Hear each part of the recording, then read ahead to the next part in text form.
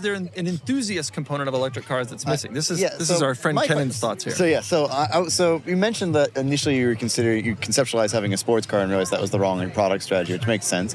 And obviously Rivian's focused on, like you said, more adventure stuff. Yeah. But how do you feel about the electrification of sports cars in general? As someone who said, you like the analog cars, you love old Porsches and the experience they involve. At least like looking at, the future of the sports car, Mate Rimac has said very famously, it's like, no, you need an engine for that experience. It's what customers of the ultra high-end stuff want. You're going to pay over $1 million for a car. You want it to go when you start it. You want to feel that. So what are your thoughts on that? Well, I think the customer for $1 million car is very different than the customer. But what do you think generally about, speaking, the Porsches? Porsche's a great example. Obviously, there's a lot of cool cars that are electric, but are you as an enthusiast? You grew up restoring. Are you worried about the loss of the flat six, the air cooled, in that segment at least? It's a different flavor, and so an electric. If you dream of what is an electric Porsche sports car look and feel and drive like, it's not going to have all the same. It's not going to hit all the same buttons that manual transmission Porsche is going to hit. In the same way, frankly, that a 993 hits different buttons than a new GT3 RS. Right. They're very different cars. Right. And so I think depending on your own history with cars, you may be drawn more to things that are more nostalgic or older. So I'm actually drawn to some of those older cars just because they're things I grew up with, things I grew up dreaming about. I know you're a big fan of your Carrera GT, that one of the last analog, really supercars. Mm-hmm. And so there's something about that. And I think when you look at the sports car space, putting aside the hypercar space, because I think it is a different customer, I think in the sports car space, people are going to find new ways to enjoy electric vehicles. And regen is a really interesting thing. And so you start to think about what role can regen play in creating another driver accessible way to control the vehicle and coming into a corner. And so there's, I think, just things we're going to start to see that people think about and dream about. Have you driven that Ioniq 5N that has the shake shifting? Yeah. We drove it and were astonished by how honest it was, feeling like a dual clutch shifting. Yeah.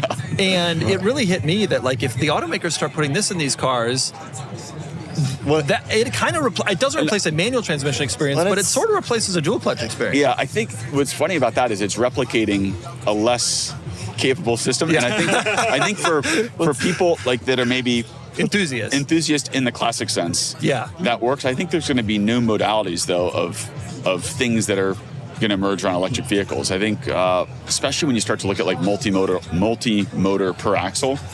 I mean, you guys have just drove up in the quad? Yeah, I drove up in a You haven't done quad. any off-roading in it, but the new quad has some torque vectoring features that are so fun. Yeah.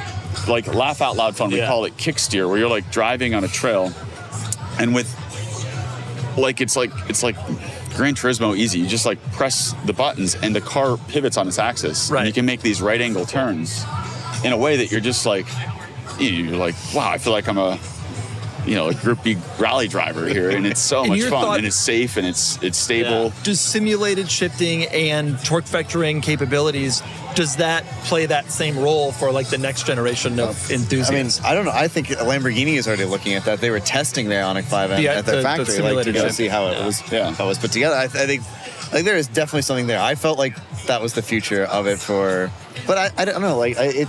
I don't know because I'm a dinosaur already. Yeah. I like V12s and manuals, and that's what I like. Yeah. But your kids, like you said, grew up and they are shocked by it. But that's we talked about horses jokingly. There are lots of horse enthusiasts still. People that own horses. It is not the best way to move around. No longer. There's much faster, more efficient ways to move. But people enjoy them, and so they still own them. And I think, hypercars, I think, are more in that category. If you're going to own $1 million car, it's far from practical. That's not a practical choice. And so you're not implicitly, by buying $1 million car, you're already making a decision that this is an impractical purchase. And so I think when you're making an impractical purchase, there's all sorts of things that are maybe not practical. And so in our case, for R2 or even R3 and R3X, which I think probably connects with you the most, R3X is the channel you're Lancia Delta Integrale. I am really... R2 is very important, and I think that R3 is my cherry on top. That's what I'm waiting. When you go off-roading, whether it's low speed up a trail or higher speed on a gravel trail, electric is really enjoyable. It is. Really cool. The instant torque is nice. Yep.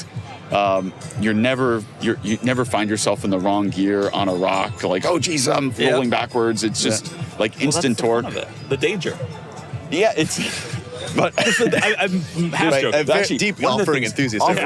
Deep danger enthusiast. One of the challenges with off-roading is it does have a barrier to entry that historically, because it takes like knowledge of like what does a differential do? What's a center locking differential? What's a rear differential? And suddenly you get into a quad motor R1 and you just tap the off-road just drive. mode and it's just you just can do it. And suddenly you're like... You know, on that subject, one thing people talk to us a lot about, not necessarily in terms of Rivian, although maybe more with quad, but the Hummers is just the sheer size of these vehicles and the sheer acceleration level of these vehicles. We've been driving the R1S quad, the Gen 2 quad around.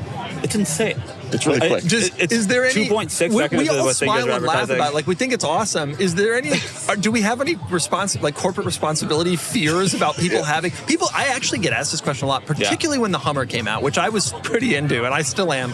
Well, I love that they always said, "Are you afraid that like a little old lady's gonna drive?" It's like, well, if there's a little lady driving a Hummer EV, that's one thing.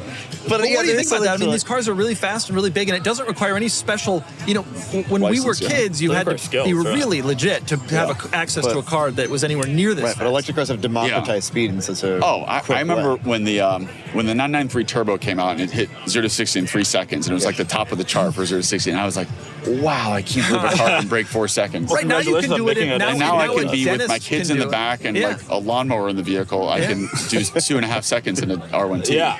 And so, is that a good idea? It's a 7,000-pound vehicle. Yeah, so I mean, you guys have done a great safety system. Like, it seems so safe to do that 2.5 seconds, 0 to 60. Yeah. But is it? It's very safe. There's a whole bunch of... Yeah, but is it wise? Is it wise? I think it's important. Like, why does a car like that exist? Is maybe the right question. Why do we make a 2.5 second 0 to 60 SUV and truck? Yeah. We think it's important to answer some of your questions, which is like you can still have fun in an electric vehicle, and it's like you see the badge in the back for the quad is this little gear guard figure that air's being blown back. Like, we're having fun with it. Like, we're embracing the silliness of a 2.5 second 0 to 60 SUV, and it's a brand building vehicle. It's not going to be the highest volume vehicle, but it really helps people get excited around maybe they get a tri or a dual motor, and of course it opens up the door for people to say, oh wow, I want to consider this R2. Right. Can I ask about that? All right, so the only visual differentiations of the quad motor are the brake calipers and the R1S badge says quad in the middle. And the gear guard with his head. Sure. Yeah.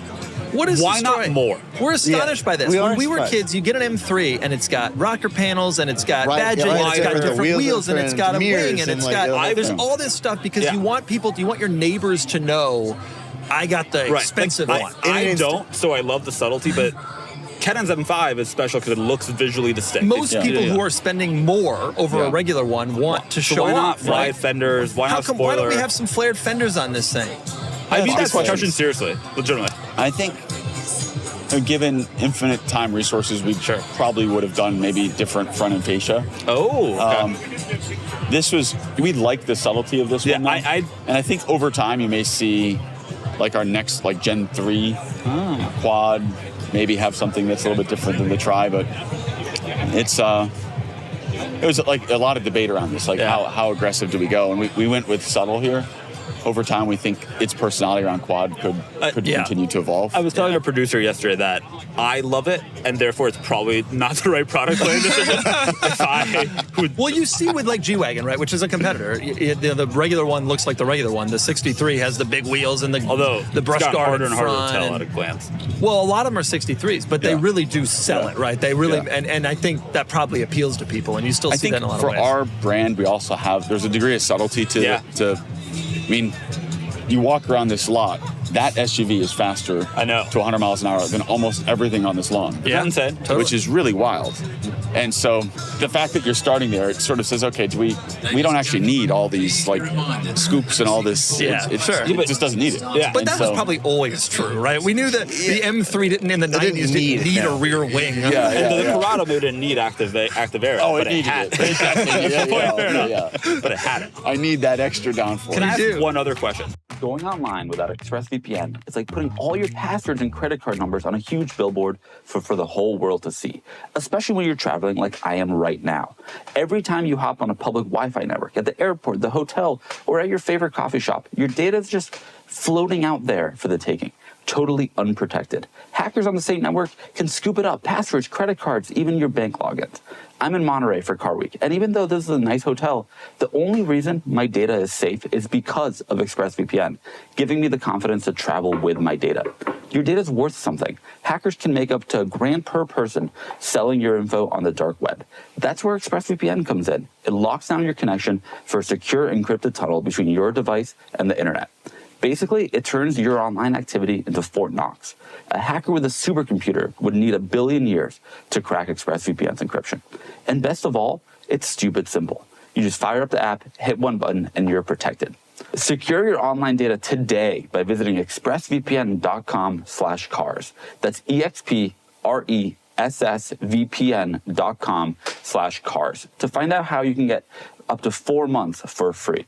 expressvpn.com/cars.